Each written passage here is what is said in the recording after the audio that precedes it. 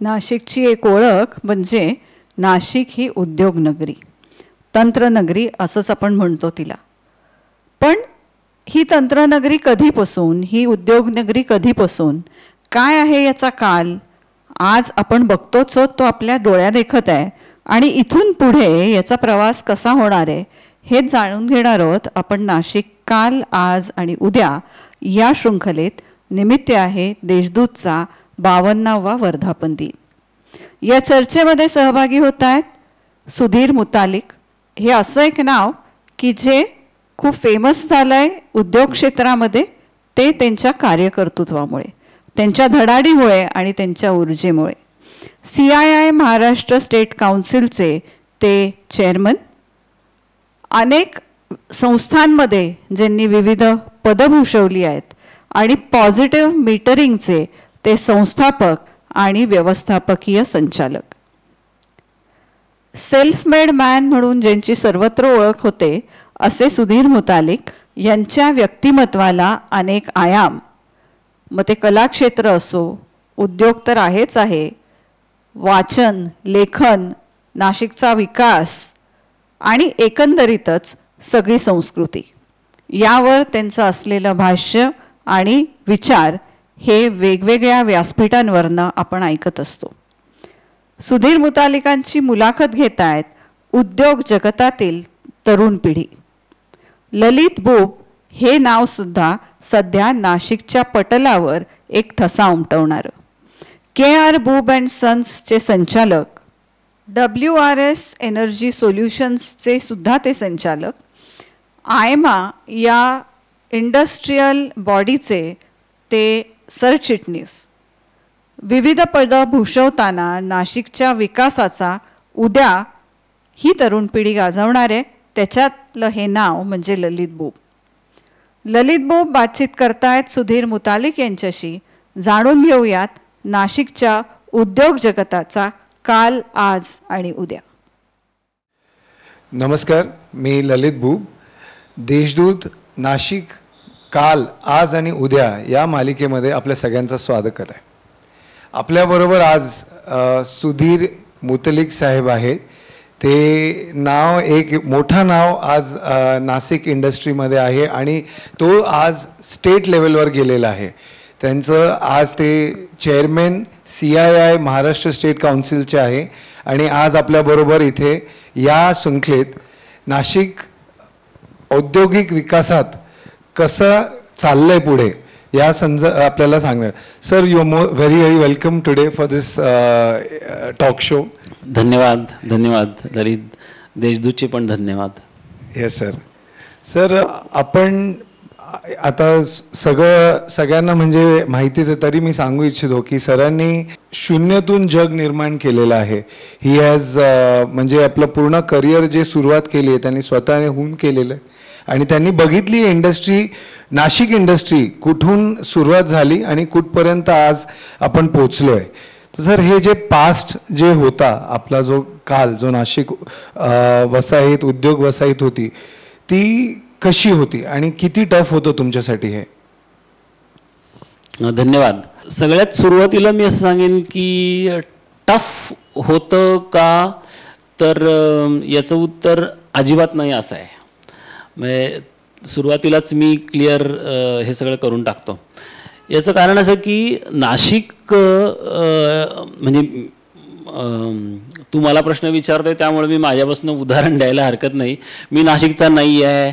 त्यानंतर मी खूप अगदी निपाणीचा वगैरे आहे. तिथून मी नाशिकमध्ये कसा आलो असं मला बरेच जण लोक विचारतात. त्याच्यामागं रिसर्च आहे. त्याच्यामागे म्हणजे मी ऑब्वियसली सगळे इंजिनियर झाल्यानंतर पुण्याला वगैरे जातात, महाराष्ट्रातले तरी किमान. तर मी पण पुण्याला गेलो काही दिवसांसाठी. बट देन आय वॉन्टेड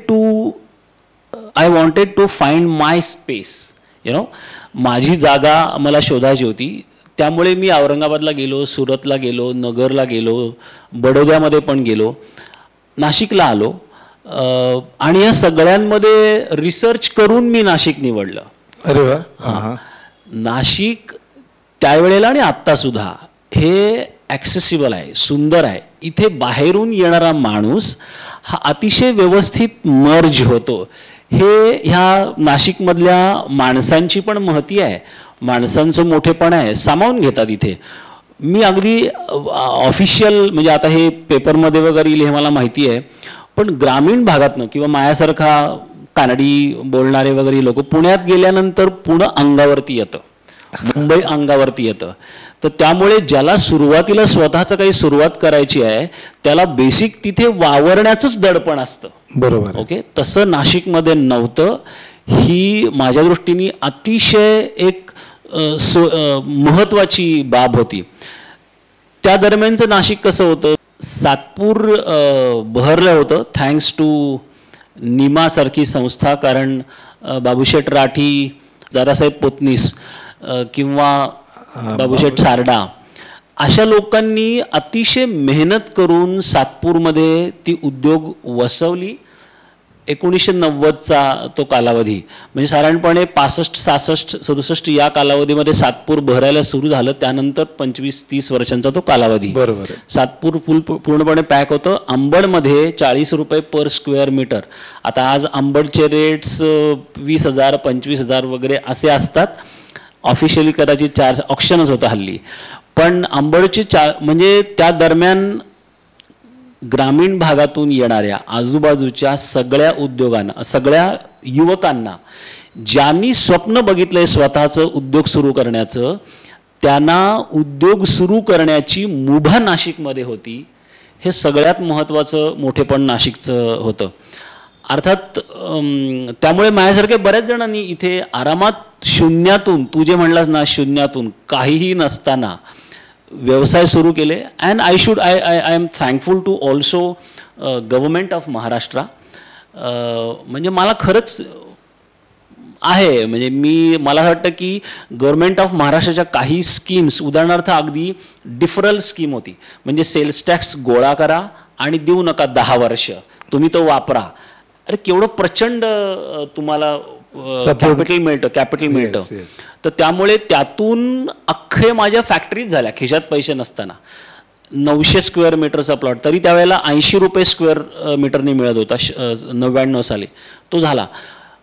तू जर मला विचारलं तर नाशिकमध्ये काय होतं याच्या आधी, तर नाशिकने बऱ्याच युवकांना इथे सामावून घेतलं, धंदे सुरुवात करता आले. मी एक 2 फक्त आकडेवारी देतो आणि थांबतो. Will go to the next question.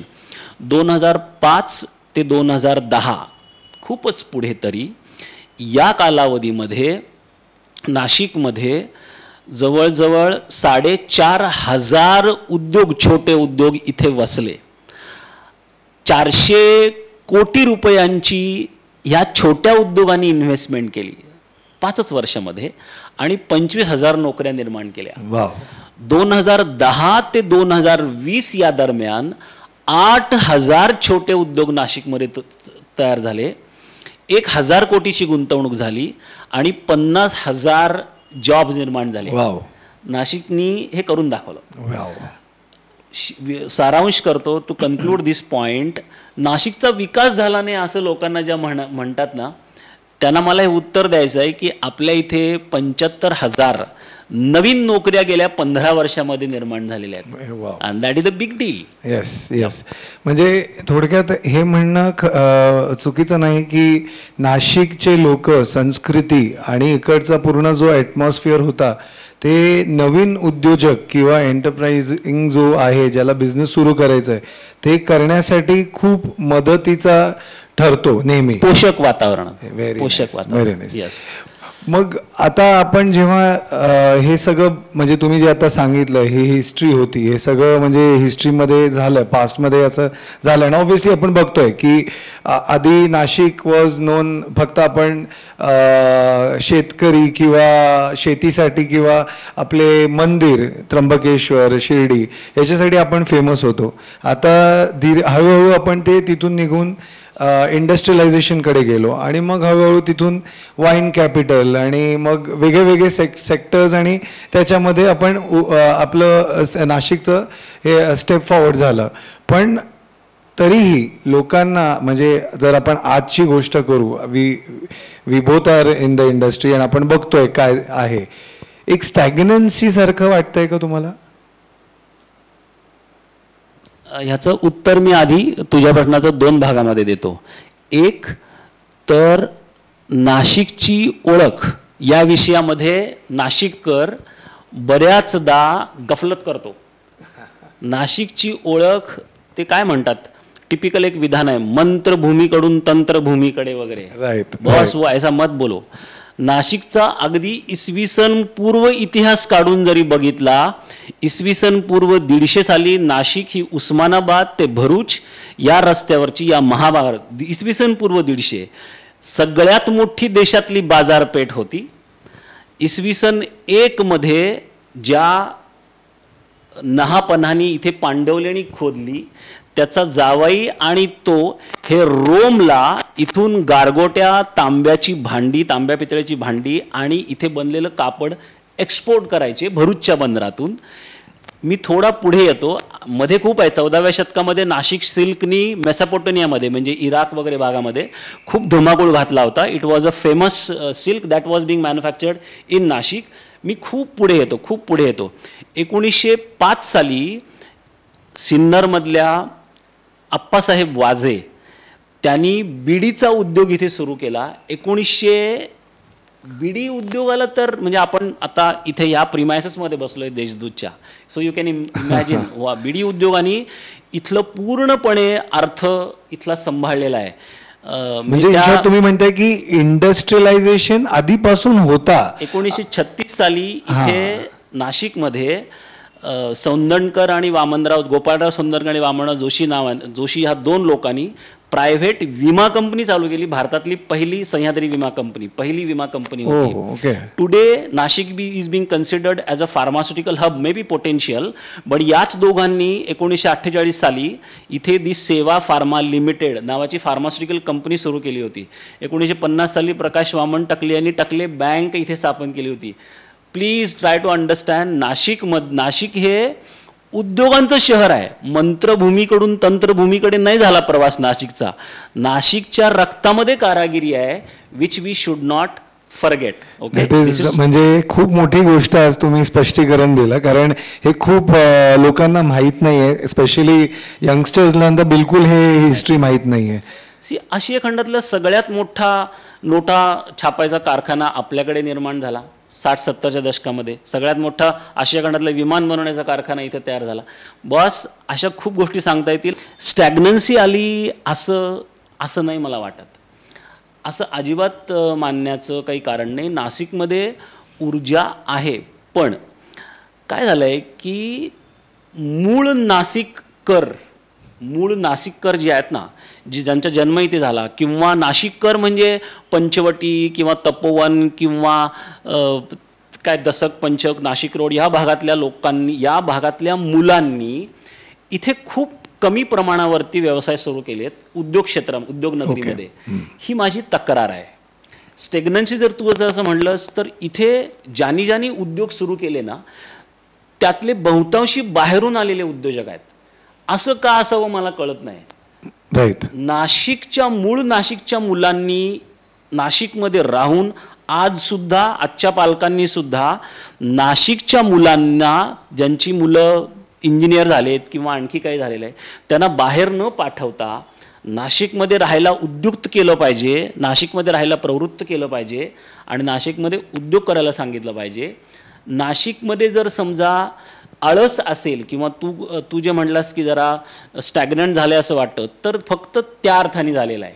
Okay. की तुमचा इतिहास बघा ना, नाशिकमध्ये कारागिरी असं मी म्हणतो, तर पण नाशिकमधला युवक इथे का मोठ्या प्रमाणावरती रुजत नाही आहे? तो रुजला पाहिजे. 1. नंबर 2, नाशिकमध्ये काय झालं की नाशिकमधली इंडस्ट्री, ऑटोमोबाईल सेक्टर आणि स्विचगेअर इंडस्ट्री अशी आपली आयडेंटिटी आहे as far as industries are concern. I am not talking about pharmaceutical industries now, we will keep it aside. what has been happening so far? Mahindra आहे, Bosch आहे, Crompton आहे, ABBC म्हणजे दिग्गज लोक आले आणि त्यांना ॲन्सिलरी युनिट्स पाहिजे होते. त्यामुळे नाशिकचे जे काही छोटे उद्योग आत्ता आहेत 10, 12, 15 रजिस्टर्ड, अनरजिस्टर्ड 1000 उद्योग जे आहेत, त्यांना आयतं मार्केट इथं मिळालं. माझी त्यांना विनंती अशी आहे की तुम्ही नाशिक बाहेर पडा. आत्ता तर इतकी प्रचंड संधी उपलब्ध आहे to export whatever you do. Maybe you are making hinges, maybe you are making nails, whatever you are making, प्रचंड स्कोप आहे. तुम्ही बडोद्याला गेलं पाहिजे, तामिळनाडूमध्ये गेलं पाहिजे, इकडे तिकडे गेलो पाहिजेच, पण एक कंट्री कुठली तरी शोधा, छोटीशी असेल. Okay, see for example Kenya doesn't even manufacture pins on their own. Okay, टाचण्या पण ते बनवत नाहीत. खूप स्कोप आहे, तिकडे बघितलं पाहिजे. अशा अर्थानं तू म्हणतोस ना, तर निरुत्साह आहे, स्टेग्नन्सी आहे.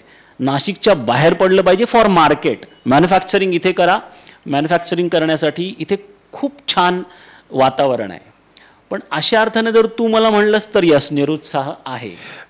थोडंसं हे पण सांगता येईल का याच्यात की पॉलिटिकल विल किंवा एक थोडंसं पुश किंवा नेगेटिव्हिटी जी मध्यंतरी झाली होती बिकॉज ऑफ युनियन्स किंवा असं काही लेबर प्रॉब्लेम, ते नेगेटिव्हिटी कुठे गेली का या स्टॅग्नन्सीमध्ये हे करण्यासाठी? जेव्हा आता like I wanted to ask you की तुम्ही CII आहात, तर when you move to CII how किती डिफिकल्ट होतं हे? किती डिफिकल्ट होतं की नाशिकचा representation in CII at state level, Maharashtra state लेवलवर किती डिफिकल्ट होतं हे तुमच्यासाठी? आणि तिथे तुम्हाला हे ऐकण्यात आलं का की नाशिक दिस इज द प्रॉब्लेम, हे आहे ते आहे म्हणून आम्ही एक्सपॅन्शन करू शकत नाही किंवा हा त्रास आहे, असं तुम्हाला काय ऐकण्यात आलं का? पहिल्यांदा शेवटच्या भागाकडे मी येतो तुझ्या. तू मला म्हणलास की नाशिकचा कोणी उद्योजक CII सारख्या प्लॅटफॉर्मवरती जाणं. हे खरं आहे की 125 वर्षाच्या CIIच्या इतिहासामध्ये नाशिकला ही संधी पहिल्यांदा मिळाली. आता त्याचा ब्रॅकेटमधलं तुला जे म्हणायचं होतं ते मी ओपनली म्हणतो की मी ग्रेट आहे. नाही sir, we are very proud and Nashikkar is proud, Nashik is proud, industry is proud की आपला रिप्रेझेंटेशन, आपला माणूस आपल्या इंडस्ट्रीमधून तिथे आहे. So we all are very very happy and proud about that. पण ही जर्नी किती डिफिकल्ट होती की इझी होती, और दे वर वेलकमिंग, दे वर अकॉमोडेटिंग, काय म्हणजे मला ते एक थोडंसं समजून घ्यायचं होतं. हो, मी ह्याच्याकडे येतो. But more than this, okay, I mean I will, म्हणजे मला माझ्याविषयी बोलायला तर आवडेलच, त्यात काही वादच नाही, पण महत्त्वाचा मुद्दा त्याच्यामध्ये राहू नये असं मला वाटतं. तू जे म्हणलास की राजकीय इच्छाशक्ती हा इश्यू इथे आहे का, आणि त्यामुळे नाशिकची पिछेहाट होते का किंवा एनर्शी आहे का, तर मला असं वाटतं, मला इथल्या सगळ्या फॅटर्निटी, म्हणजे सगळे जे काही वर्ग आहेत, बिल्डर्स असतील किंवा चार्टर्ड अकाउंट्स वकील असतील वगैरे वगैरे, यांना सांगायचं आहे की राजकीय इच्छाशक्ती असा प्रकार नसतो. आपण त्या गैरसमजांमध्ये वाढलेले आहोत. राजकारण्यावरती काहीही अवलंबून नसतं. आपण एक प्रजासत्ताक राष्ट्र आहोत. याचा अर्थ प्रजेची सत्ता आहे. मी राजा आहे, मी प्रजा आहे. ओके, ते सगळे लोकसेवक असतात. मला त्यातल्या कुणाचाही अनादर करायचा नाही. ते आपले प्रतिनिधी आहेत, लोकप्रतिनिधी आहेत. I respect them all. पण लक्षात हे ठेवलं पाहिजे की त्या गावातल्या कम्युनिटीनी एकत्रित येऊन तुम्हाला जे पाहिजे हे सातत्यानं त्यांच्याकडे मांडलं पाहिजे. त्यामुळं राजकीय, उदाहरणार्थ एक आमदार 5 वर्ष असतो, तो पुढची 5 वर्ष असेलच असं नाही. बरोबर, तुम्ही तर कंटिन्युअसली असणार. बरं, दुसरं असं आहे की डेमोक्रॅटिक पॅटर्नमध्ये एखादा विषय 5 वर्षामध्ये सुटेल असं नाही. कोकण रेल्वेचा इतिहास जर बघितला तर कोकण रेल्वे व्हावी यासाठी दशकानुदशकं लोकांनी मेहनत घेतलेली आहे कोकणातल्या, बेसिकली. ओके, सातत्यानं ते करावं लागतं. त्यामुळं राजकीय इच्छाशक्ती हे आपल्या कमकुवतपणाचं, बहाणेबाजीचं प्रतीक आहे. गावोगावी आपल्याला ते ऐकायला मिळतं. त्यातनं भारतीय समाजांनी विशेषतः बाहेर पडलं पाहिजे. प्रजासत्ताक राष्ट्र आहे, जे काही करायचं ते आपण करू शकतो, but in collaboration with the leaders, local leaders किंवा लीडर्स ॲट द स्टेट. तर त्यामुळे आपल्या इथे किती लोक एकत्र झाले होतात. ज्या वेळेला IIM होणार, भारतामध्ये ॲडिशनल IIM होणार असं शिक्षण मंत्र्यांनी डिक्लेअर केलं सेंटरमध्ये, त्यावेळेला औरंगाबादमधल्या उद्योजकांनी ताबडतोब दुसऱ्या दिवशी एकत्रित येऊन सेंट्रल गव्हर्नमेंटमधल्या सगळ्या लोकांना पत्र लिहिलं होतं, मुख्यमंत्र्यांना लिहिलं होतं. त्यावेळेला देवेंद्र फडणवीस मुख्यमंत्री होते आणि दुसऱ्या दिवसापासून विदिन 24 आवर्स औरंगाबादमधल्या उद्योजकांनी त्याचा पाठपुरावा सुरू केला होता. IIM हा प्रकार नाशिकच्या उद्योजकांच्या किंवा नाशिककरांच्या खिसगणतीत पण नव्हता. आपण प्रयत्नच नाही केले. राईट. त्याच्यात राजकीय इच्छाशक्ती काय करणार आहे? गाव हे लोकांनी वसवायचं असतं, त्यामुळं राजकीय इच्छाशक्ती किंवा राजकीय आमच्याकडे पॉलिटिकल लीडर नाही किंवा अशा बहाणेबाजीमध्ये पडू नका. Number 1. Number 2, I am coming to your last statement about CII, but in between from this point while going to that point, सरकार दरबारी अनफॉर्च्युनेटली ओके नाशिककर, म्हणजे मला दुसरा शब्द सापडत नाही म्हणून मी थोडा तिखट शब्द वापरतोय, there should be a soft word, आळशी आहेत अशा प्रकारचं वातावरण नक्की आहे. सरकार दरबारी आहे आणि ते खरं पण आहे. मला जर तू विचारलं तर ते एका अर्थाने खरं आहे. आपण आमच्यात भांडत बसलेलो आहे, आपल्यात आपण भांडत बसलेलो आहे. We should come together for Nashik and work in various areas like tourism, त्यानंतर मेडिकल इन्फ्रास्ट्रक्चर, त्यानंतर उद्योग, शिक्षण, या विषयामधले नाशिककरांनी एकत्रित येऊन टास्क फोर्स तयार केलेत का? औरंगाबाद सारख्या शहरांमध्ये ते आहे. Right. Okay, so that we need to definitely do. Now I will come to the third and last step of your question. मला वैयक्तिक लेव्हलला हे व्हावंसं वाटतं. ओके, त्यामुळं मी प्लॅटफॉर्म शोधला 12-13 वर्षांपूर्वी की CII is a right platform, कारण CII is a very powerful organisation doing liaisoning with the local government, state government and the central government also. Policy मेकिंगमध्ये मला डायरेक्ट पॉलिसी ॲडव्होकेसीमध्ये शिरायचं होतं. वाव. त्यामुळे मी 12-13 वर्षापूर्वीपासून CII सुरुवातीला फॉलो केलं, त्यानंतर खूप इन्व्हॉल्व झालो आणि असं होत गेलं असेल की काय नेतृत्व कौशल्य किंवा इन्व्हॉल्वमेंट बघून मग बरं ते सगळे दिग्गज लोक आहेत, जसं भारत फोर्ज, टाटाच्या सगळ्याच कंपनीज किंवा सगळे OEMs मोठे, सगळं ऑल बिग शॉट, फोर्ब्स वगैरे, या सगळ्या लोकांना म्हणजे CII म्हणजे असं वाटतं की it is big daddy's club, it is big brother's club. But they all thought, they thought that okay I can also work for industries on this platform. So they promoted me and now whatever I am there. पण मी स्वतःहून काय फार मेहनत घेतली असं नाही. मला एक दिन मैं CII का चेअरमॅन बनूंगा असं मला शेवटच्या क्षणापर्यंत काही वाटलं नव्हतं आणि मला ते करायचंही नव्हतं. I sincerely wanted to work for industries. Chairman संपल्यानंतर सुद्धा मी ते करणारच आहे. Absolutely. I mean there are many things which we are doing on CII platform, so I will keep continue doing that and I can see that effective implementation आम्ही दिलेल्या सजेशन्सचं CIIच्या प्लॅटफॉर्मवरती होत आहे. So I will continue to do that. Lovely. I mean, definitely तुमचा hard work, dedication, what kind of efforts तुम्ही घेतलेले आहे and that has obviously been recognized आणि तो आज आपण बघतोय की you are a chairperson to CII Maharashtra and definitely.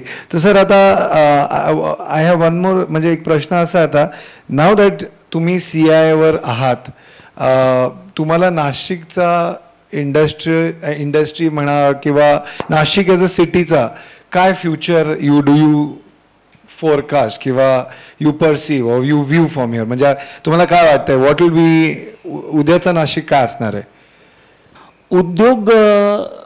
उद्योगाच्या संदर्भामध्ये, उद्योगाच्या रेफरन्समध्ये, कारण उद्याचं नाशिक कसं असणार आहे असं बोलताना नाशिकची मग सगळी अंग येतील. म्हणजे नाशिकचं शिक्षण, नाशिकमध्ये मनुष्यबळ निर्मिती, नाशिकचं इन्फ्रास्ट्रक्चर वगैरे वगैरे. मला असं वाटतं की पाणी, वैद्यकीय व्यवस्था, रस्ते, शिक्षण या बाबतीमध्ये तर Nashik is growing naturally so फार आणि नाशिक विल कीप ग्रोईंग. मला त्याच्यामध्ये कुठे अडचण वाटत नाही. सांस्कृतिक कल्चरल साईड ऑफ नाशिक ही प्रचंड वीक आहे, कारण आपल्याकडे विवा शिरवाडकर, वसंत कानेटकर किंवा दादासाहेब फाळके अशी खरं तर खूप मोठी परंपरा होती, ती आता खंडित झालेली आहे. सांस्कृतिक क्षेत्राने नक्की विचार केला पाहिजे, त्यांनी त्यांचं सीमावलोकन केलं पाहिजे. अर्थात नाशिककर म्हणून तो मी पण केलं पाहिजे, पण त्या भागात मी फारसा पडत नाही. As far as industries are concern, माझं असं म्हणणं आहे की नाशिकची नाशिकचं जे वाटचाल आहे ना ती दृष्ट लागावी अशी आहे. Because Nashik is not growing exponentially. नाशिकनी एक्सपोनेन्शियल म्हणजे त्याला काय म्हणतात इनऑर्गॅनिक ग्रोथ. मी तेच विचारणार, is it you think it's a organic growth we are going through? Absolutely very nice. Organic growth. आणि अशा अर्थाने नाशिकची दृष्ट काढली पाहिजे. याचं कारण की मी एका दिवसापर्यंत बेंगलोरमध्ये गेलो आणि त्यानंतर दुसऱ्या दिवशी गेलो. बेंगलोर माझ्या असं अंगावरती येत होतं. प्लास्टिक, त्यानंतर खचाखच गर्दी, त्यानंतर प्रचंड ट्रॅफिक, किंवा गुरगाव किंवा पुणेसुद्धा टू अ सर्टन एक्सटेंट, किंवा हैदराबाद. मग या शहरांमध्ये गेल्यानंतर ह्या सगळ्या ट्रॅफिकचा, तिथल्या गर्दीचा, प्लास्टिकचा, कचऱ्याचा स्फोट होईल असं वाटतं. ॲक्च्युली भीतीदायक आहे ते. म्हणजे संध्याकाळी 7:30ला माझे आई बाबा जर समजा रस्त्यावरती फिरायला गेले तर 8:30पर्यंत मला प्रचंड टेन्शन की पता नाही इनका क्या होगा. असं होता कामा नये. ही स्थिती आज नाशिकची सुदैवानं आहे. ती मेंटेन केली पाहिजे. बरेच लोक उदाहरण देतात नाशिक रोडून अमुक ठिकाणी 45 मिनिटामध्ये जातो किंवा 15 मिनिटात गाव संपतं. हे नाशिकमध्ये अजूनही पॉसिबल आहे. ते पॉसिबल होत राहावं असं मला वाटतं. आणि एकूण नाशिकचा स्वभाव बघता ते होईल असं मला वाटतं. Nashik will keep growing organically. 3 गोष्टींची तरी पण आवश्यकता आहे.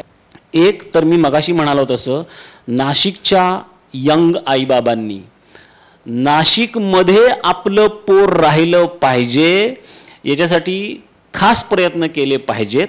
कारण जो एकूण देशाचा प्रॉब्लेम काही वर्षांपूर्वी होता, ज्याला आपण ब्रेन ड्रेन वगैरे म्हणतो ना, ब्रेन ड्रेन, इथलं चांगले जे काही नॉलेज वगैरे होतं ते सगळं बाहेर गेलं. मग भलेही गुगलचा कोणी इन्चार्ज झाला, मायक्रोसॉफ्टचा झाला वगैरे वगैरे, तसं नाशिकच्या बाबतीमध्ये सुद्धा काही अंशी झालेलं आहे. उत्तम छोटे उद्योग इथे इथल्या पोरांनी सुरू केले पाहिजेत. सुदैवानं नाशिकला शेती हा एक अतिशय चांगला जोडलेला क्षेत्र आहे. तर शेतीला पूरक उद्योग, फूड प्रोसेसिंग इंडस्ट्री वगैरे अशा गोष्टींची भरभराट इथे व्हायला पाहिजे. ती ग्रामीण भागातनं इथे आलेली पोरच करू शकतात. त्यांनी ते केलं पाहिजे. तिसरा मुद्दा असा आहे की IT किंवा ऑटोमोबाईल्स क्षेत्रामध्ये आपण जे करायचे ते केलं. पण नाशिक एक विसरतोय की Nashik can become not only India's, Nashik can become world's pharmaceutical factory. World's pharmaceutical factory. आणि त्यामुळेच कदाचित आता रिलायन्सचा लाईफ सायन्सेसचा 3,000 करोडचा प्रोजेक्ट दिंडोरीमध्ये येतोय. महाराष्ट्र शासनाने नाशिकला फार्मास्युटिकल आणि फूड प्रोसेसिंग इंडस्ट्री यासाठी फोकस करायचं ठरवलेलं आहे. Because CI has formed a task force with government of Maharashtra for ease of doing business and also attracting investment to Maharashtra.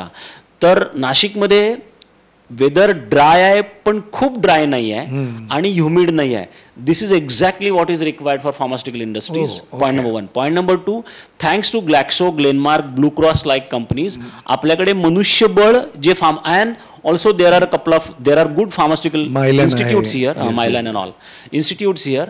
मनुष्यबळ आपल्याकडे उपलब्ध आहे. गुणवत्ता फार्मास्युटिकल्सची आपल्याला समजू शकते. Forget about IT and all. We need to focus and see that Nashik becomes world factory for pharmaceutical industries. Wow. And I can see, मला असं वाटतं की याची महती नाशिक सोडून बाकीच्या लोकांना कळालेली आहे. त्यामुळे फार्मास्युटिकल इंडस्ट्रीज इथे होतील. पण नाशिककरांनी त्यासाठी खास प्रयत्न केले पाहिजेत असं मला वाटतं. डेफिनेटली आय थिंक आज हा जो तुम्ही एक पॉईंट घेतला आहे की the world is seeing or the state is at least seeing की नाशिकमध्ये pharma companies can be a big बून.